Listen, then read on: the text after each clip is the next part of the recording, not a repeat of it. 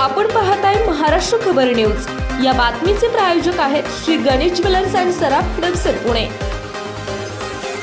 नमस्कार, मी सुद्धा महाराष्ट्र खबर न्यूज मध्ये आपल्या सगळ्यांचं स्वागत। अहिल्यानगर जिल्ह्यातील कोपरगाव तालुक्यात एक धक्कादायक खून प्रकरण समोर आलं।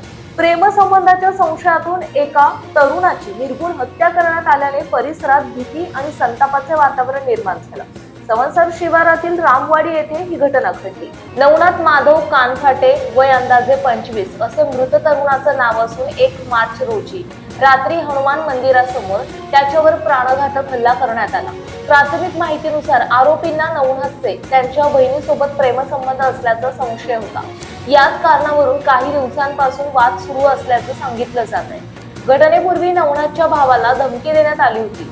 तुझ्या भावाला समजावून सांग, नाहीतर त्याचा काटा काढू असा इशारा आरोपींकडून देण्यात आल्याचे तक्रारीत नमूद आहे। रविवारी रात्री सुमारे 9:15च्या सुमारास आरोपींनी नवनाथला फोन करून बाहेर बोलावले। त्यानंतर तू आमच्या बहिणीच्या गावात का जातोस या कारणावरून त्याच्याशी वाद घातला। वादाचे रूपांतर काही क्षणातच हिंसाचारात झाले। पूर्वनियोजित कटानुसार आरोपींनी लोखंडी कत्ती, विटा आणि दगडांच्या सहाय्याने नवनाथवर हल्ला चढवला। गंभीर मारहाण झाल्याने तो घटनास्थळीच कोसळला। स्थानिकांनी मदतीचा प्रयत्न केला, मात्र तोपर्यंत त्याचा मृत्यू झाल्याचं स्पष्ट झालं। घटनेची माहिती मिळताच कोपरगाव सिटी पोलीस तातडीने घटनास्थळी दाखल झाले। पोलिसांनी पंचनामा करून मृतदेह शवविच्छेदनासाठी पाठवला। फिर्यादी समाधान कानफाटे यांच्या तक्रारीवरून 4 जणांविरुद्ध खुनाचा गुन्हा दाखल करण्यात आला आहे।